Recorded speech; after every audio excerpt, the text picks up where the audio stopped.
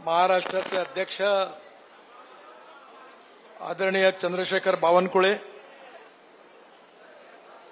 महाराष्ट्र राज्याचे माननीय मंत्री आदरणीय राधाकृष्णजी विखे पाटील,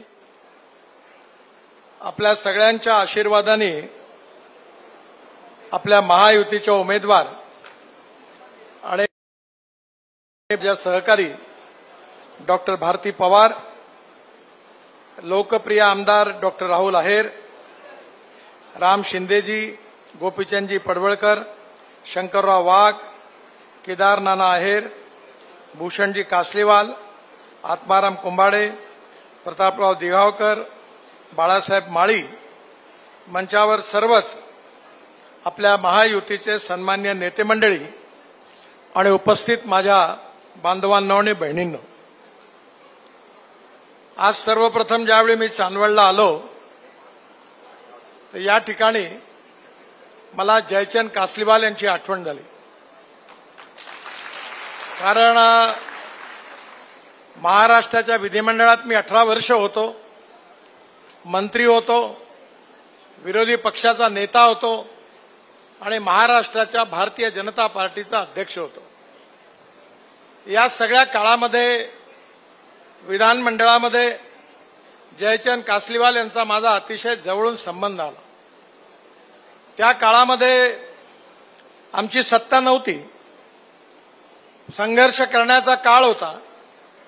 त्या काळामध्ये जयचंद कासलीवाल यांनी भारतीय जनता पार्टीच्या कार्याचा विस्तार या भागामध्ये करण्याकरता अथक परिश्रम घेतले आणि ते या ठिकाणून विधानमंडळात निवडून पण आले।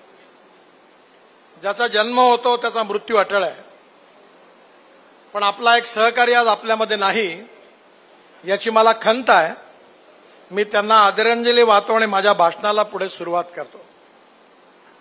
हा सगळा परिसर म्हटलं तर महाराष्ट्रातल्या शेतीच्या दृष्टीने आदर्श असा परिसर आहे।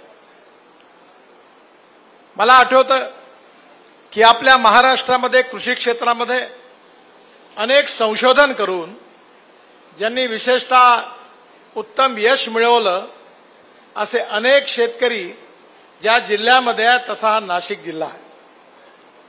मी आता धुळ्यावरून येत होतो आणि हेलिकॉप्टरवरून निरीक्षण करत होतो। सगळे पहाड होते, पाणी दिसत नव्हतं आणि सगळीकडे ओलीत कुठेच नव्हतं। थोडा थोडा आपला भाग आल्यावर मग थोडं थोडं पाणी दिसायला लागलं। खऱ्या अर्थाने आपल्या शेतकऱ्यांची सगळ्यात मोठी समस्या कोणती असेल तर पाण्याची आहे। आणि मला या गोष्टीचा आनंद होतोय की मला देशाचा विशेषतः वॉटर रिसोर्सेस विभागाचा मंत्री म्हणून अनेक वर्ष राहण्याची संधी मिळाली। त्या काळामध्ये मी महाराष्ट्राला 18,000 कोटी रुपये दिले आणि विशेषतः जी प्रकल्प 50% पूर्ण झाली होती ती पूर्ण करण्याकरता हे पैसे दिले। पण त्याच वेळी डॉक्टर आहेर असल्यापासून इथले अनेक लोक मागणी करत होते की आपल्या सह्याद्रीच्या पठारावर विशेषतः ठाणे जिल्ह्यामध्ये गुजरात आणि ठाणे जिल्ह्याच्या मध्ये जी बॉर्डर आहे तिथे आपलं बरंचसं पाणी अरबी समुद्रामध्ये वाहून जातं आणि म्हणून नारपारच्या प्रकल्पाची चर्चा होती। ते जे पाणी आहे ते पाणी आपण गोदावरीत आणायचं, ठिकठिकाणी स्टोरेज करायचं आणि जायकवाडीपर्यंत भरून घ्यायचं धरण, अशा प्रकारची ती कल्पना होती। गुजरात आणि महाराष्ट्राच्या मध्ये गुजरातचे मुख्यमंत्री आणि त्यावेळी महाराष्ट्राचे मुख्यमंत्री देवेंद्र फडणवीस या दोघांची कमीत कमी 5-7 मिटिंगा मी त्या काळात घेतल्या। पण गुजरातमध्ये ज्या भागामध्ये हा प्रकल्प आहे त्या भागातल्या अनेक शेतकऱ्यांचा, आदिवासींचा त्याला विरोध होता, त्यामुळे काही अडचणी आल्या। पण मधल्या काळामध्ये त्या भागाला सोडून हे पाणी अडवून पुन्हा एकदा गोदावरीमध्ये आणून नाशिक, अहमदनगर आणि पलीकडे मराठवाड्यापर्यंत आपण हे पाणी नेण्याची योजना तयार केली आहे। मला विश्वास आहे की ज्याप्रमाणे आपण अनेक योजना मार्गी लावल्या त्याचप्रमाणे ही पण योजना निश्चितपणे मार्गी लावण्याकरता आपल्या सगळ्यांच्या आशीर्वादाने आपण प्रयत्न करू। पण मी अजून एक गोष्ट तुम्हाला सांगणार आहे की जसं धरणाचं पाणी आहे नदीमध्ये आपण ब्रिज बंधारा बांधतो तसं मोठ्या प्रमाणावर आपल्या महाराष्ट्रामध्ये आणि विशेषतः ज्या भागात पाणी नाही त्या ठिकाणी जलसंवर्धन करण्याची आवश्यकता आहे. मी केवळ नेता म्हणून भाषण नाही करत आहे. मला 9 डिलीट्स मिळाल्या, डॉक्टरेट्स मिळाल्या. आपल्या महात्मा ज्योतिबा फुले राहुरी विद्यापीठाचं मिळाली, बाबासाहेब आंबेडकर औरंगाबाद संभाजीनगर त्या विद्यापीठाची मिळाली, परभणी विद्यापीठाची मिळालेली आहे, रामानंद तीर्थ नांदेड विद्यापीठाची मिळालेली आहे, पंजाबराव कृषी विद्यापीठ अकोल्याची मिळालेली आहे. आणि मी तुम्हाला सांगतो की पाण्याचा प्रश्न सरकारच्या लेवलवर जसा सुटेल, आपल्याकडे पुराचा प्रश्न आणि पाण्याचा प्रश्न याच्या दोघांचे आयाम एकच आहे. जर पाण्याचं जसं आपल्याकडे पॉवर ग्रीड आहे, रोड ग्रीड आहे, टेलिफोनचं ग्रीड आहे, तसा ऑप्टिक फायबर केबलचं ग्रीड आहे, तसा आता वॉटर ग्रीड देखील तयार करण्याची आवश्यकता आहे. म्हणजे या बेसिन मधलं एक्सेस पाणी दुसऱ्या बेसिनमध्ये नेणं. आणि म्हणून त्या काळामध्ये बऱ्याचशा योजना आम्ही तयार केल्या होत्या आणि नक्कीच प्रधानमंत्री सिंचाई योजनेमधून आपण महाराष्ट्राला भरपूर पैसा दिला. 18,000 कोटी रुपये त्यावेळी मंत्री असताना मी दिले. आणि आज कोल्हापूर, सांगली, सातारा, सोलापूर या जिल्ह्यामधलं टेंभू असेल, म्हैसाळ असेल, परवा ज्यावेळी मी वरतून बघितलं तर सोलापूर, सांगली आणि साताराच्या दुष्काळी भागात पाणी पोहोचलं. पण याकरता अजून एक गोष्ट आपण सगळ्यांनी केली पाहिजे आणि याकरता लोकप्रतिनिधींनी जास्त रुची दाखवली पाहिजे. मी आपल्याला सांगतो, बुलढाणापासून अजिंठ्यापर्यंत एक रस्त्याचं काम आम्ही केलं आणि NHI तर्फे काम करत असताना त्या ठिकाणी नदी नाल्यांचं खोलीकरण, रुंदीकरण केलं. जेवढे तलाव होते त्याची माती काढली, त्याचं खोलीकरण केलं. धरणं होती त्याचा गाळ काढला, खोलीकरण केलं. आणि बुलढाणा जिल्ह्यात फक्त 19% सिंचन होतं. परवा मी जेव्हा गेलो तेव्हा मला कळलं की 47% झालं. 22,000 विहिरी चार्ज झाल्या. आणि एवढंच नाही तर बुलढाणा ते अजिंठा या भागामध्ये 15 ते 20,000 धनगर समाजाचे लोक राहतात. पाणी नसल्यामुळे ते सगळा भाग सोडून निघून जायचे उन्हाळ्यात. मार्च, एप्रिल, मे मध्ये आणि पावसाळा आल्यावर यायचे. पण आता त्यांचं जाणं बंद झालं, मायग्रेशन बंद झालं आणि पाणी मुबलक उपलब्ध झालं आणि सिंचनाच्या सुविधेमध्ये वाढ झाली. मी जेव्हा आज आपल्या भागातून येत होतो तेव्हा सोपा मंत्र आहे, धावणाऱ्या पाण्याला चालायला लावा, चालणाऱ्या पाण्याला थांबायला लावा आणि थांबलेल्या पाण्याला जमिनीला प्यायला लावा. गावातलं पाणी गावात, घरातलं पाणी घरात आणि शेतातलं पाणी शेतात. तुम्ही म्हणाला तर मी फक्त भाषण देतो असं नाही, माझ्या स्वतःच्या शेतात. म्हणजे आता मी काही बावनकुळे साहेब जुने ऊर्जा मंत्री होते, त्यांनी पुष्कळ आम्हाला विजेचे प्रश्न सोडवून दिले. पण आजही आमच्या गावात अशी स्थिती आहे का वीज आली का केव्हा येते आणि केव्हा जाते कळतच नाही. मी म्हणलं ही आंतरराष्ट्रीय दर्जाची धावपटू आहे, आली रे आली, आली रे आली गेली. म्हणून आता भारत सरकारने योजना केली आहे आणि बावनकुळे साहेबांनी सांगितलं 8 लाख सोलरचे पंप मंजूर झाले आहेत. मी माझ्या 3 विहिरींमध्ये नदी नाल्यांचं खोलीकरण, रुंदीकरण केलं आणि 7.5 हॉर्स पॉवरचे 3 पंप, सोलर पंप लावले. तुम्हाला आश्चर्य वाटेल, आमची तुमच्यासारखी स्थिती नाही आहे विखे साहेबांसारखी, ते भाग्यवान आहेत. विदर्भ म्हणजे सगळे नापास झालेल्या मुलांची शाळा उसाच्या बाबतीत. 100 पैकी 20 पेक्षा कमी मार्क असलेले. पश्चिम महाराष्ट्र म्हणजे फर्स्ट क्लास आणि मेरिटवाले विद्यार्थी. मराठवाडा म्हणजे फर्स्ट क्लास मधले. आणि विदर्भात मी, उत्तर महाराष्ट्रही चांगला आहे पण विदर्भात 3 साखर कारखाने चालवतो. म्हणजे खडकावर डोकं आपटण्याचा प्रोग्राम आहे. मी 12 वर्षापासून चालवतो आणि मागच्या वर्षी मला एका एकरात 88 टन ऊस झाला. आणि आमच्याकडे 27 शेतकरी असे निघाले की ज्यांना 100 ते 110 टन ऊस झाला.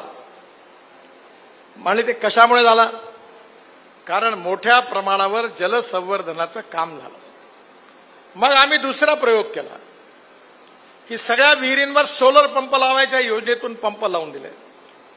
1300 पंप मी माझ्या भागात यावेळी या योजनेतून लावले. आणि त्याचबरोबर तिसरा प्रयोग आपल्या सरकारने केला की आता आपण हे जे सुफला युरिया मिश्र खताच्या बॅग विकत आणतो, अमेरिकेतून एक शास्त्रज्ञ माझ्याकडे आले आणि त्यांनी मला प्रेझेंटेशन दिलं. त्यांनी सांगितलं हा नॅनो युरिया आणि नॅनो सुफला मिश्र खत आहे. मी पाहिलं, रिपोर्ट सगळे चांगले आले. मी प्रधानमंत्र्यांना पत्र लिहिलं की याचा विचार केला पाहिजे. प्रधानमंत्र्यांनी त्याच्यावर सिरियसली ऍक्शन घेतली आणि आता RCF, इफ्को हे नॅनो युरिया, नॅनो मिश्र खत, nano potash, nano ammonium sulphate तयार करून राहिले आहे. एक बॉटल 250 ml ची, बरोबर एक 50 किलोची बॅग. आता दुनियेची माहिती सांगत नाहीये मी. आपल्या सरकारने, भारत सरकारने 1500 महिला बचत गटांना ड्रोन दिले आणि मी स्वतःच योजना तयार केल्या. इलेक्शन नंतर ती येणार आहे. आता प्रत्येक गावात जसे मळणी यंत्र आहे तसे ड्रोन येणार आहे आणि मी प्रयत्न करतोय की तो ड्रोन, मीच ट्रान्सपोर्ट मंत्री आहे, लिथियम आयन बॅटरीवर नाही तर शेतकऱ्यांनी तयार केलेल्या इथेनॉलवर चालला पाहिजे. याचं संशोधन सुरू आहे आणि तो लवकर येईल. आता तुम्हाला सगळ्यात महत्वाची गोष्ट आपल्या सरकारने देशात या योजनेची सुरुवात केली ती म्हणजे आपण जर एका एकर उसाला तुमच्याकडे 4 पोते युरिया, 4 पोते मिश्र खत टाकतात, पण यापैकी 25% फक्त पिकाला जातं आणि 75% वेस्ट होतं. पण तुम्ही जर ड्रोनमधून स्प्रेइंग केलं तर 75% पिकांना जातं आणि 25% वेस्ट होतं. म्हणजे 8 बॅगच्या ठिकाणी 4 बॉटलमध्ये काम होतं. म्हणजे 4 बॅगचे पैसे वाचतात. म्हणजे शेतकऱ्यांची कमीत कमी 5 ते 6 हजार रुपये एकरी बचत होते. आणि म्हणून येणाऱ्या काळामध्ये जास्तीत जास्त टेक्नॉलॉजी ही कशी आणता येईल याचा सातत्याने आपण प्रयत्न करतो आहे. आमच्या भागामध्ये विखे पाटलांनी पण सहकार्य केलं. मी मदर डेअरी आणली. आज विदर्भातले सगळे जिल्हे आणि मराठवाड्यातले 4 जिल्ह्यामुळे मदर डेअरीचं काम सुरू झालं. विखे साहेबांनी 12,000 कोटी रुपयाची योजना तयार केली आहे. आमच्या भागात दूध नाही आहे, फार्मर प्रोड्यूस कंपन्या झाल्या आणि आता तर आम्ही मक्याचा चारा तयार करून वर्षभर स्टॉक करून तो डेअरीला पुरवणाऱ्या सोसायट्या तयार झाल्या. हे सगळं जे झालं याचं कारण धोरणं बदलली आणि म्हणून येणाऱ्या काळामध्ये आता विखे पाटलांनी मागणी केली. मला माहिती आहे की कांद्याचा प्रश्न अतिशय महत्वाचा आहे. आज 1947 पासून आजपर्यंत आपल्यासमोर सगळ्यात मोठी समस्या आहे ती म्हणजे आपल्या पिकाला चांगला भाव मिळाला पाहिजे. आणि हा भाव मिळण्यामध्ये आपल्या भागामध्ये शरद जोशी साहेबांनी शेतकरी संघटनेचं आंदोलन सुरू केलं होतं. त्यावेळी शरद जोशी साहेबांनी काय सांगितलं होतं, मी त्यांच्या विचाराचा समर्थक आहे. त्यांनी सांगितलं होतं की आपण आता ग्लोबल इकॉनॉमीमध्ये चाललो आहोत. त्यामुळे आता भाव ठरवणं आपल्या हातात नाही आहे. मक्याचा भाव अमेरिका ठरवतं, सोयाबीनचा भाव अर्जेंटिना ठरवतं, आपल्या साखरेचा भाव ब्राझीलमध्ये ठरतो. त्यामुळे येणाऱ्या काळामध्ये आपल्याला शेतकऱ्याला सगळ्यात महत्वाची गोष्ट कोणती असेल तर pre cooling plant, cold storage. आपल्याला कांद्यापासून टमाट्यापासून सगळा भाजीपाला स्टोअर करणाऱ्या गोडाऊन्सची प्री कुलिंग प्लांटची गरज आहे. मला वाटतं भारती ते माझ्याकडे आल्या होत्या. आमच्या भागामध्ये आम्ही 20 कंटेनर भाजी कट करून वर्षभर ताजी राहते IQF सुरू केलं आणि ती भाजी कॅनडा आणि अमेरिकेला पाठवतो. आपल्या भागामध्ये आता जसं विखे पाटलांनी सांगितलं की 2 गोष्टी महत्वाच्या आहेत की कांदा उत्पादक शेतकऱ्यालाच, मी काही जास्त सांगत नाही कारण इलेक्शनची वेळ आहे, आचारसंहितेमुळे परवानगी नाही आहे, पण स्टोरेज करता आपण मोठ्या प्रमाणावर व्यवस्था जर केली तर कांद्याचे भाव जेव्हा कमी होतात तेव्हा आपला माल स्टोरेज करण्याची क्षमता शेतकऱ्यांमध्ये असली पाहिजे आणि स्टोरेज जो कांदा करू त्याच्यावर बँकेकडून किमतीच्या 70% पैसा मिळाला पाहिजे.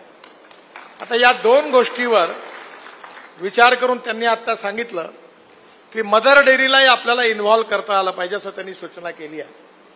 मदर डेअरीची सातत्याने माझ्या मिटिंगा होत असतात आणि त्यांनी जे सूचना केली त्याप्रमाणे कांद्याच्या प्रश्नावर ही जे काही सगळे पर्यायाचा विचार करून त्याची तीव्रता प्रधानमंत्र्यांपर्यंत सगळ्यांपर्यंत कळलेली आहे आणि मी तुम्हाला विश्वास देतो की सध्या कोड ऑफ कंडक्ट असल्यामुळे कुठलंही डिक्लेरेशन करता येत नाही, ऑफिशियल मिटिंगा घेता येत नाही, पण आपल्या आशीर्वादाने सरकार निवडून आल्यानंतर सर्वोच्च प्राथमिकता कांद्याचा प्रश्न सोडण्याकरता मिळेल हा विश्वास मी आपल्या सगळ्यांना देतो. आपल्या समस्या काय आहे? कापूस स्वस्त आहे, कापड महाग आहे.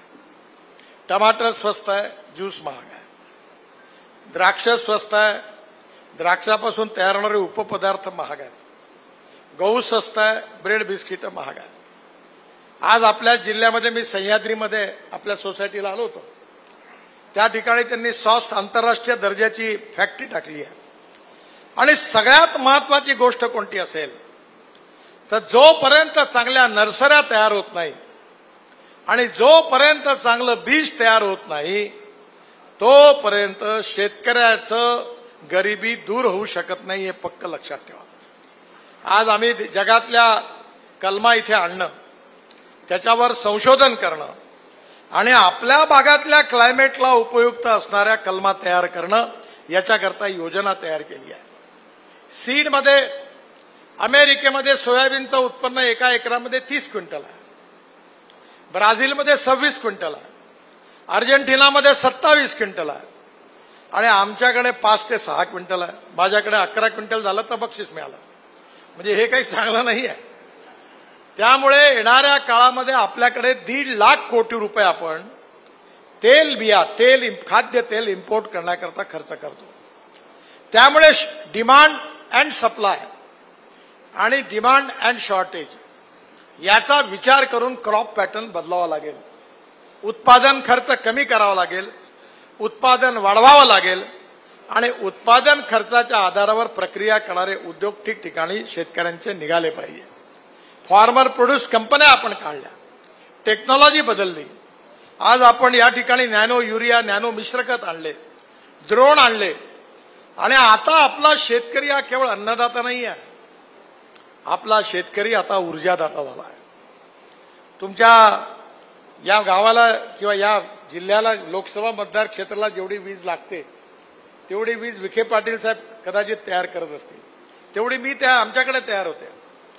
शेतकरी ऊर्जादाता झाला, मग शेतकरी इंधनदाता झाला. म्हणजे अन्नदाताचा ऊर्जादाता, ऊर्जादाताचा इंधनदाता. तुम्हाला माहिती आहे की मी 2004 पासून एखाद्या वॉरियर सारखा या विषयाच्या मागे लागलो. माझ्याकडे इथेनॉलवर चालणारी इनोवा गाडी आहे, नागपूरला आहे, दिल्लीत आहे. मी प्रचार करतो. ती गाडी 100% शेतकऱ्यांनी तयार केलेल्या इथेनॉलवर चालते आणि या देशातलं पेट्रोल नष्ट करून आपल्याला इथेनॉल आणायचं आहे आणि तो दिवस आता दूर नाही आहे. आणि म्हणून त्या गाडीचा ॲव्हरेज पेट्रोलच्या तुलनेत जर काढलं तर 25 रुपये लिटर पेट्रोलचा भाव होतो. पोल्युशन काहीच नाही. तुम्हाला जर विश्वास नसेल तर नागपूरला माझ्याकडे या, मी त्याच गाडीत फिरतो आणि दिल्लीला या, त्याच गाडीत फिरतो. Electric, ethanol, methanol, biodiesel, bio LNG आणि आता हायड्रोजन मी ट्रान्सपोर्ट मंत्री म्हणून मागे लागून देशात आणलं.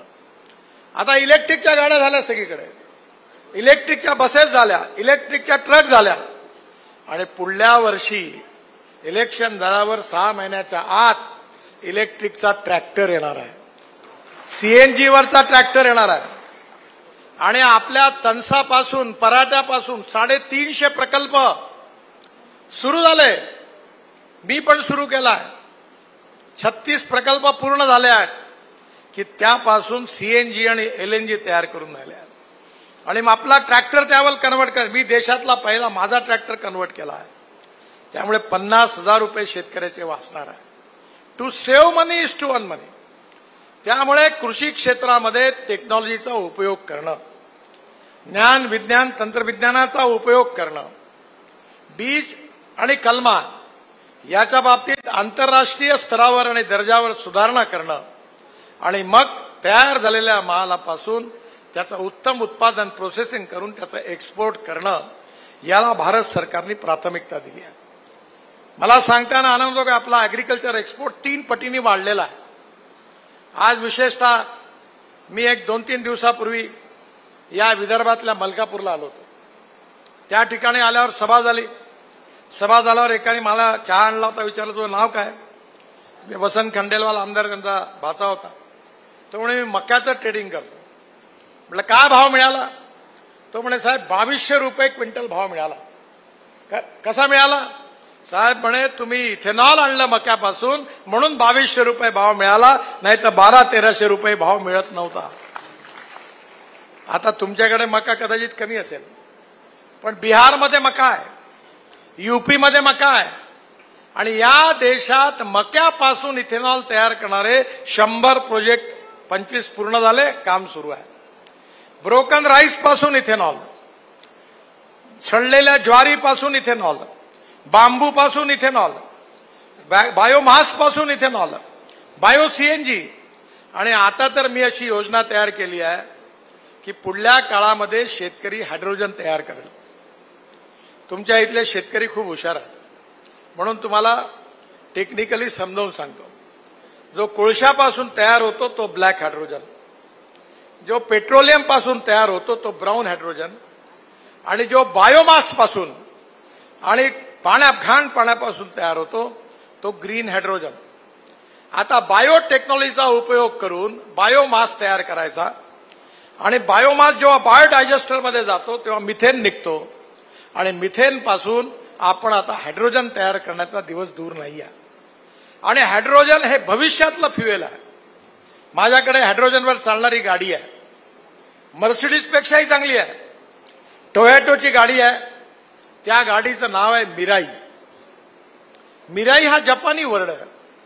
मिराईचा अर्थ आहे भविष्य, आणि म्हणून आपल्या देशातला शेतकऱ्याचं भविष्य आता हायड्रोजनशी संबंधित आहे.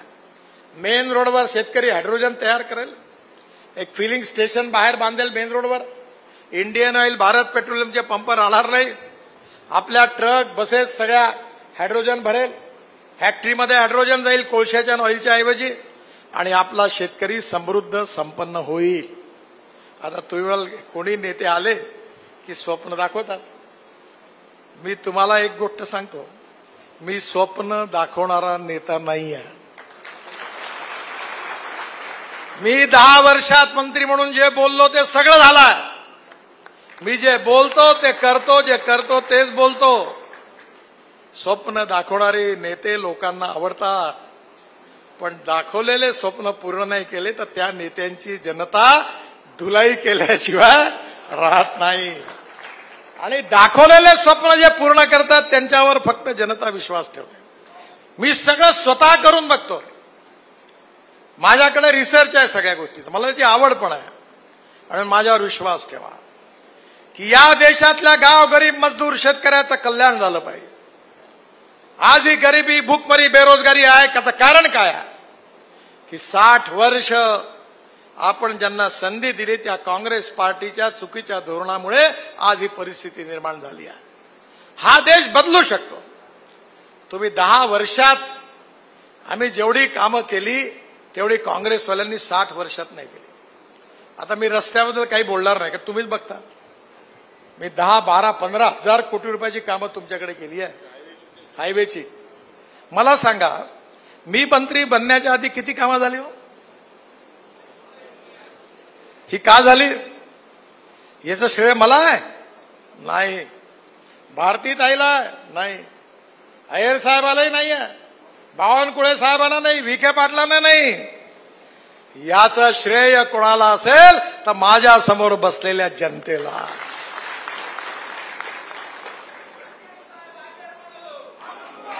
तुम्ही जर भारतीताईंना निवडून दिलं नसतं, भाजपचं एनडीएचं बहुमत आलं नसतं, नरेंद्र मोदी प्रधानमंत्री झाले नसते, आणि मी जर मंत्री झालो नसतो तर तुम्हाला कुठं रस्ते मिळाले असते जी? अंधेरी रात में दिया मेरे हाथ में घूमते रहो.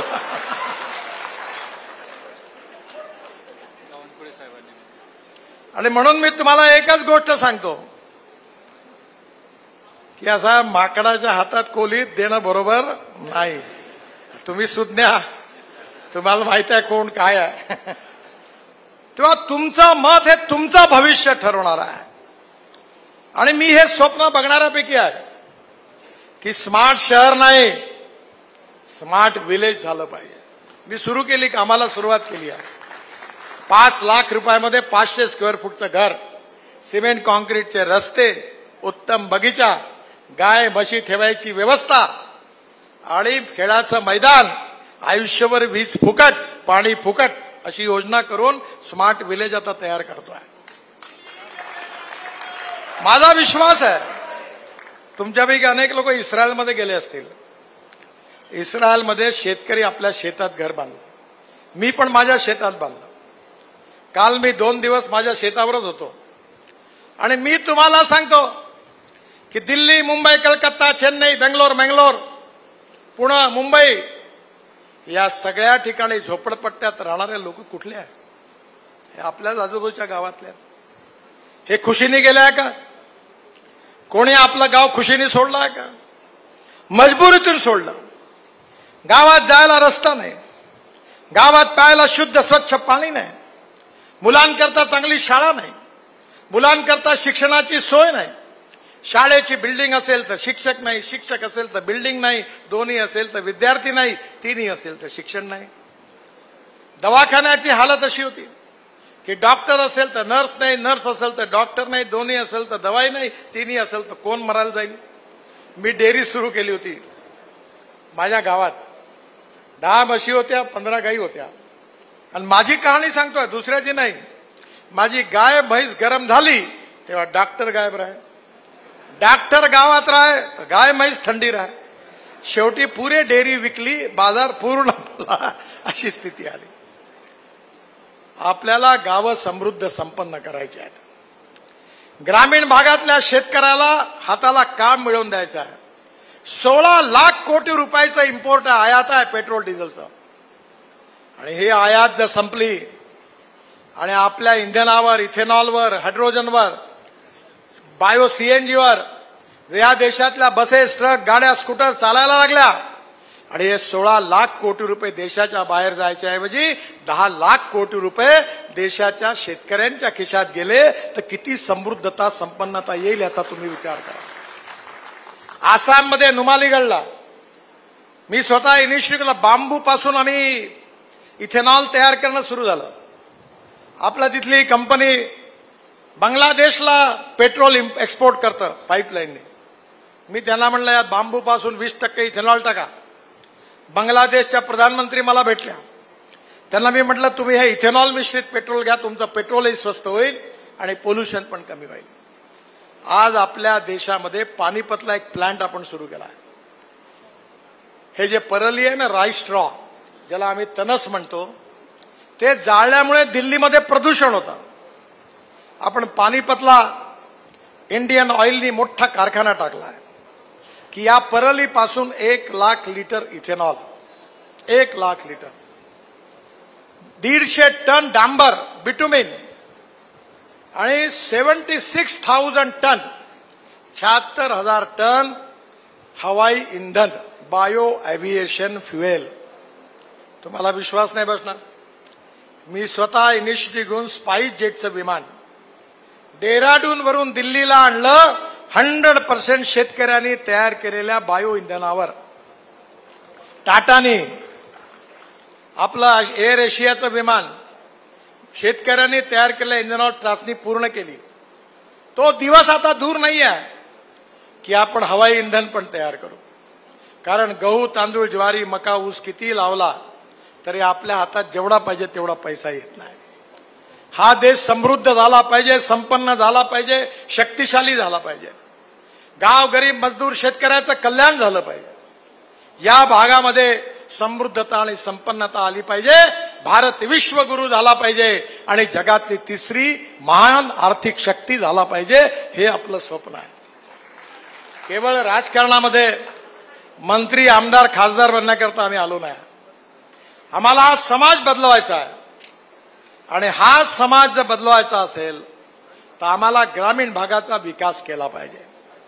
मला आनंद आहे की भारतीताईंच्या आग्रहाने निफाडमध्ये ड्रायपोर्ट आपण तयार करतोय. जागा मिळालेली आहे. आणि इलेक्शन झाल्यानंतर त्या ड्रायपोर्टच्या उद्घाटनाकरता मी येणार आहे आणि तुमचा कांदा, तुमची द्राक्ष, तुमचा भाजीपाला निफाडवरून डायरेक्ट जगात जाईल. तुम्हाला कुठेही तिकडे जाण्याची गरज नाही. पण तेवढंच केलं नाही. आता निफाडवरून जर कंटेनर मुंबईला गेलं तर ते जर बांगलादेशला न्यायचं असेल तर ते जेएनपीटीवरून जातं कोलंबोत, कोलंबोतून जातं बांगलादेशमध्ये. आमचा कापूस सगळा बांगलादेशला, तो विदर्भातला. आता जालन्याला आणि वर्धा जिल्ह्यात सिंधीला ड्रायपोर्ट तयार केला आणि तुमच्या निफाडला, जालन्याला, सिंधीला कनेक्टिव्हिटी दिल्या रेल्वेची. आणि आता आम्ही नवीन बांगलादेशशी करार केलेला आहे की इथून आता आपलं द्राक्ष जे असतील, आमचे संत्र असतील, कापूस असतील, कांदा असेल, हा निफाडवरून डायरेक्ट जाईल कलकत्त्याला. कलकत्ता पोर्ट आहे ज्याला आपण हल्दिया पोर्ट म्हणतो. आणि तिथून बार्ज चालू केले आहेत. मी बांगलादेशच्या मंत्र्यांशी बोललो, आता सुरू झालं ट्रॅफिक. आणि तिथून डायरेक्ट बांगलादेशमध्ये बार्जनी कंटेनर जाणार आहे आणि त्यामुळे 1.5 लाख रुपये ज्याला खर्च यायचा ते केवळ 60 ते 75 हजार रुपयात काम होणार आहे. आता एक प्रश्न आहे, तो नाही सुटला. मला तुमच्याकडनं चिठ्ठी आली आणि तो प्रश्न म्हणजे तुमच्या बागामध्ये जे द्राक्ष आहेत आणि आमच्या इथला संत्रा आहे त्याच्यावर बांगलादेशनी ड्युटी लावली आहे. संत्र्यावर 80% आहे. मी बांगलादेशच्या गृहमंत्र्यांशी बोललो, विदेश मंत्र्याकडनं प्रस्ताव पाठवला, आपल्या द्राक्षावरही आहे. पण येणाऱ्या काळामध्ये आपण असं धोरण तयार करू की शेतकऱ्याच्या कुठल्याही मालावर निर्याती करता बंदीच येणार नाही, अशा प्रकारचं नीती निर्धारण करण्याचा प्रयत्न करू. मी स्वतः त्या कमिटीचा मेंबर आहे आणि मी स्वतः याबाबतीत प्रधानमंत्र्यांशी चर्चा केली आहे. मला विश्वास आहे की आपल्या इथून चांगल्या क्वालिटीचे द्राक्ष झाली पाहिजे, आपल्या कलमा चांगल्या असल्या पाहिजे. तुम्हाला माहिती असेल, दिल्ली आणि मुंबईमध्ये श्रीमंतांकडे जेव्हा लग्न होतं तेव्हा रिसेप्शनमध्ये जी फळं असतात ती भारतातली नसतात. आपली द्राक्ष हळूहळू जगाच्या कॉम्पिटिशनमध्ये, आता मला वाटतं यांनी सह्याद्रीवाल्यांनी स्पेनमधून कलम आणली. आता आपल्याला कलमामध्ये, बियाणामध्ये सुधार केला पाहिजे, क्वालिटी चांगली केली पाहिजे, पॅकेजिंग उत्तम केलं पाहिजे, प्रोसेसिंग परफेक्ट केलं पाहिजे, तेव्हा आपण जगाचं मार्केट मिळवू शकू. भारत सरकारतर्फे अनेक योजना आहेत ज्यातून आपण या सगळ्या योजना पूर्ण करणार आहोत. शेतकऱ्यांच्या, ग्रामीण जनतेच्या विकासाला आपण प्राधान्य दिलेलं आहे. पण हा जो काही विकास होतो आहे त्याची चर्चा निवडणुकीत करायला कोणी तयार नाही. दुसऱ्याच मुद्द्याची चर्चा करतात. काय करतात चर्चा ही करतात की एनडीएला 400 जागा मिळाल्या तर बाबासाहेब आंबेडकरांचं संविधान बदलणार आहे. मी कायद्याचा विद्यार्थी आहे आणि मी तुम्हाला सांगू इच्छितो की आज कुठल्याही परिस्थितीमध्ये आपल्या देशामधलं संविधान कोणी बदलवू शकत नाही. संविधान 2 पार्ट आहे. पहिला ए पार्ट आहे ज्याच्यामध्ये सुप्रीम कोर्टाचे चीफ जस्टिस आणि 7 न्यायमूर्तींनी एक निर्णय केशवानंद भारती केसमध्ये दिलेला. त्यांनी काय दिलेला आहे निर्णय? त्यांनी दिलेला आहे की silent features of the constitution cannot be change. घटनेची मूलभूत तत्व बदलता येत नाहीत. ही मूलभूत तत्व कोणती आहे? Democracy, freedom of speech, fundamental right. ही जी आपली फ्रीडम ऑफ स्पीच, ही सगळी जी मूलभूत तत्व आहे ही बदलताच येत नाही. कोणतेही सरकार हो, कोणी प्रधानमंत्री हो, काही हो, ही बदलता येत नाही. हा निर्णय आहे.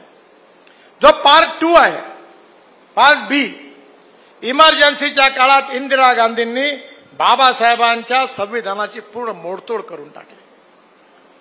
80 वेळा संकट ही संविधान तोडायचा पाप जर कोणी केलं असेल तर ते काँग्रेस पार्टीने केलं. आणि आज आमच्या विरुद्ध हा प्रचार करतात आहे की बाबासाहेबांचं संविधान आम्ही बदलवणार आहोत. तेव्हा संविधान बदलवण्याचा प्रश्नच उद्भवत नाही. आदिवासींचं कुठल्याही प्रकारचं आरक्षण रद्द करण्याचा प्रश्नच उद्भवत नाही. मी स्वतः विदर्भातल्या गडचिरोली, सिरोंचा, एटापल्ली, अहेरी या भागामध्ये 1800 एकल विद्यालय चालवतो. तुमच्या नाशिक विद्यापीठाने आम्हाला पहिलं अवॉर्ड दिलं होतं. 18,000 विद्यार्थी शिकतात. ज्या ठिकाणी संध्याकाळी 6 नंतर गावात राहता येत नाही त्या ठिकाणी शाळा चालवतो. या समाजातले दलित, पीडित, शोषित, दलित, आदिवासी, ज्यांना राहायला घर नाही आहे, ज्यांना खायला अन्न नाही आहे, ज्यांना खऱ्या अर्थाने अंगावर कपडे नाही आहे, त्यांना आम्ही त्या दरिद्र नारायणाला परमेश्वर मानू आणि त्याची निरंतर सेवा करत राहू. आणि ज्या दिवशी या दरिद्र नारायणाला रोटी, कपडा आणि मकान मिळेल त्याच दिवशी आपलं कार्य पुरं होईल असं आम्ही समजू. मला वाटते हेच पंडित दीनदयाल उपाध्यायांचं सामाजिक आर्थिक चिंतन अंत्योदयाच्या रूपाने प्रसिद्ध आहे. मला काही दिवसापूर्वी माझी मुलाखत झाली. मला त्यांनी विचारलं की तुम्ही तुमच्या आयुष्यात मोठं काम कोणतं झालं? मी अनेक पूल बांधले, रस्ते बांधले, टनेल बांधले. मी त्यांना म्हणलं माझ्या आयुष्यात सगळ्यात मोठं काम कोणतं असेल तर या देशात 1.5 कोटी लोक, त्यातले दलित, आदिवासी आणि मुस्लिम समाजातले जास्त आहेत, 90%. माणूस माणसाला खिचणारा सायकल रिक्षा चालवत होता, खांद्यावर पोतं घेऊन जात होता, हात टेला ढकलत होता. मी ट्रान्सपोर्ट मंत्री म्हणून मेकॅनिक्स ड्रिव्हन ई रिक्षा आणला, ई कार्ड आणलं आणि या 1.5 कोटी लोकांना मानवी शोषणातून मुक्त केलं. हे माझ्या आयुष्यातलं सगळ्यात मोठं काम आहे. आणि म्हणून आम्हाला दलित, पीडित, शोषित माणसाची सेवा करायची आहे. गावं समृद्ध संपन्न करायची आहे. आदिवासींना समृद्ध संपन्न करायचं आहे. चांगल्या शिक्षणाची सोय करायची आहे आणि भारताला विश्वगुरू बनवायचं आहे. हेच आमचं मिशन आहे. मला अतिशय आनंद आहे की आपल्या भागामध्ये विशेषतः सुरत पासून तर पलीकडे चेन्नई पर्यंतचा रस्ता तयार होत आहे. वेळ कमी आहे माझ्याजवळ आहे. तुम्हाला माहिती असेल, तुम्ही कधी मनालीला गेलात? एक ग्लास पाणी दिसलं, पाणी. तुम्ही मनालीला गेलात? मनालीवरून आपण जर रोहतांग पासला गेलो तर 3.5 तास लागायचे. आता तिथे आम्ही अटल टनेल बांधली आहे, केवळ 8 मिनिटात जाता येतं. 8 मिनिटात.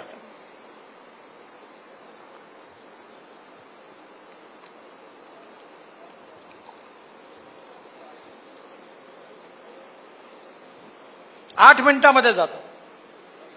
तिथून बाहेर आलं की लडाख लेह पर्यंत 8 टनेलांनी रस्ता बांधला आहे.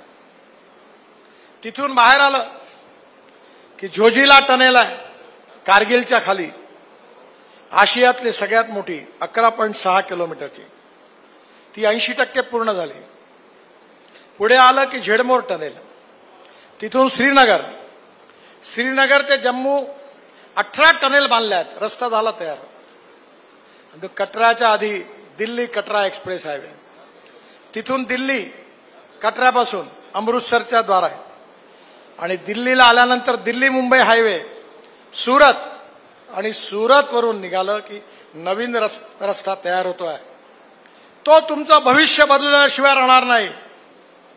सुरत ते नाशिक तुमच्या भागातून जाणार, नाशिक ते अहमदनगर, अहमदनगर ते सोलापूर, सोलापूर ते कर्नूल, आणि कर्नूल ते त्रिवेंद्रम, कोचीन, बेंगलोर, मंगलोर, कन्याकुमारी, चेन्नई, हैदराबाद, पूर्ण दक्षिणेकडे. म्हणजे आता सुरतवरून मुंबईला यायची गरज नाही, पुण्याला जायची गरज नाही, कोल्हापूर सोलापूरला जायची गरज नाही. दक्षिणेतला पूर्ण ट्रॅफिक तुमच्या इकडनं डायरेक्ट चेन्नईला जाईल आणि दिल्ली ते चेन्नई अंतर 320 किलोमीटर कमी होणार आहे. ज्यांच्या जमिनी बाजूला आहे त्या विकू नका. आता सांगून ठेवतो तुम्हाला, खूप भाव वाढणार आहे. हुशार लोक येतील, 1 करोड 1.5 करोड म्हणतील. तुम्हाला वाटेल खूप पैसा येऊन आला, पण ही चूक करू नका, माझं लक्षात ठेवा. आणि जेव्हा हा रस्ता पूर्ण होईल तेव्हा भारतातली सगळ्यात मोठी डेव्हलपमेंट, इंडस्ट्री, लॉजिस्टिक पार्क या तुमच्या बाजूला उभे राहणार आहेत आणि इथल्या लाखो तरुणांना रोजगार मिळणार आहे. या रस्त्याच्या व्यतिरिक्त या ठिकाणी मला काही महत्वाची कामं ताईंनी सांगितली होती.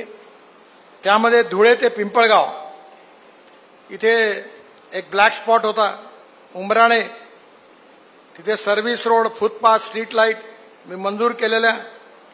त्याचबरोबर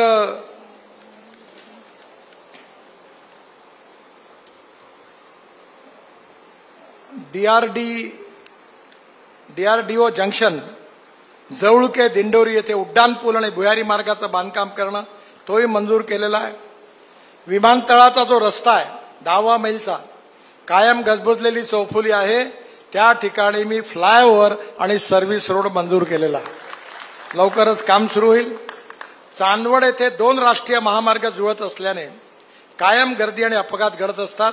इथे सुद्धा मी उड्डाणपूल मंजूर केलेला आहे. टेंडर झालेला आहे, लवकर त्याची सुरुवात होईल. पिंपळगाव नाशिक गोंदे 60 किलोमीटर 200 कोटीचा कॉन्क्रीट रोड व्हाईट टॉपिंग 6 लेन हे 60 किलोमीटर मंजूर केलेला आहे. आणि त्याचबरोबर नाशिक ते मुंबई हा 8 लेनचा कॉन्क्रीट रोडही मंजूर केलाय. त्याच्याही कामाला आता सुरुवात होते आहे. बाकी एवढे काम आहे CRF मध्ये आणि सातपुरा चौसाळे नसताना. मी एक काम करतो, हा कागद देऊन ठेवतो भारतीताईंना, तुमच्या वेबसाईटवरून टाकून द्या. मी या जिल्ह्यात 15,000 कोटी रुपयाची कामं करतोय. 15,000 कोटी. आणि ही कामं याकरता झाली की तुम्ही आम्हाला आशीर्वाद दिले म्हणून झाली. आणि म्हणून काळजी करू नका, आतापर्यंत जेवढी कामं झाली ये तो केवल न्यूज रील है, असली फिल्म शुरू होना बाकी है. भारतीताईंनी या सगळ्या कामाचा फॉलोअप केला. निफाडच्या प्रकल्पाकरता माझ्याकडे 10 वेळा मिटिंगा घेतल्या. राष्ट्रीय महामार्गाच्या कामाकरता वेळोवेळी मिटिंगा घेतल्या. आपले सगळे प्रश्न त्यांनी सातत्याने सोडण्याचा प्रामाणिकपणे प्रयत्न केला. अशा उत्तम खासदार पुन्हा एकदा उभे आहेत. आणि माझी आपल्या सगळ्यांना विनंती आहे की या देशामध्ये रामराज्य आलं, आता येणार आहे, कारण राम मंदिर झालं. आता शिवशाही आणि रामराज्य एकच आहे. छत्रपती शिवाजी महाराज आमचं दैवत आहे. माझ्याकडे दिल्लीला माझ्या ऑफिसमध्ये, माझ्या ऑफिसच्या समोर घरी छत्रपती शिवाजी महाराजांचं मोठं चित्र आहे. माझ्या आई वडिलांचा नाही आहे, शिवाजी महाराजांचा आहे. कारण शिवाजी महाराज आमचे आदर्श आहे. यशवंत, कीर्तिवंत, वरदवंत, सामर्थ्यवंत, जाणता राजा, निश्चयाचा महामेरू, बहुत जनासी आधारू, अखंड स्थितीचा निर्धारू, श्रीमंत योगी, असं ज्याचं वर्णन आहे. आदर्श राजा, आदर्श पिता, आदर्श पुत्र, आदर्श शासक. खऱ्या अर्थाने शिवाजी महाराजांनी धर्मनिरपेक्षतेचं उत्तम उदाहरण दिलेलं आहे. युद्ध जिंकल्यानंतर विरोधी पक्षामधल्या आया बहिणी जेव्हा अरेस्ट झाल्या तेव्हा त्यांना खंड, रोटी, नारळ यांनी त्यांची ओटी भरून त्यांना सन्मानाने त्यांच्या घरी पोहोचवण्याचं काम करणारा इतिहासातला राजा कोणता असेल तर शिवाजी महाराज. एवढंच नाही तर शिवाजी महाराजांनी कधी मस्जिद तोडली नाही, कधी परधर्मियांवर अन्याय अत्याचार केले नाही. खऱ्या अर्थाने शिवशाही हे आमचं उद्दिष्ट आहे. रामराज्य हे आमचं उद्दिष्ट आहे. भारताला विश्वगुरू बनवायचा आहे. जगातली 3री मोठी अर्थव्यवस्था बनवायचा आहे. गाव, गाव, गरीब, मजदूर, शेतकरी समृद्ध, संपन्न करायचे आहे.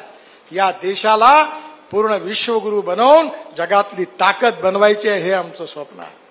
आम्ही राजकारणामध्ये मंत्री, आमदार, खासदार बनण्याकरता नाही आलो. आम्हाला देश बदलवायचा आहे. आणि हा बदलवण्याची ताकद आमच्यामध्ये जेव्हा येईल जेव्हा तुम्ही आम्हाला आशीर्वाद द्याल. भारतीताईंना, आमच्या पक्षाला आपण आशीर्वाद द्या. आणि पुन्हा एकदा नरेंद्र मोदींच्या नेतृत्वाखाली NDAचं सरकार दिल्लीमध्ये आणा. आणि ते आणण्याकरता कमळाच्या फुलाची बटन दाबून भारतीताईंना प्रचंड मताने विजयी करा आणि आपली सेवा करण्याची संधी द्या अशी विनंती करतो. आणि माझ्याबरोबर जोरात म्हणा, भारत माता की, भारत माता की, भारत माता की. नमस्कार.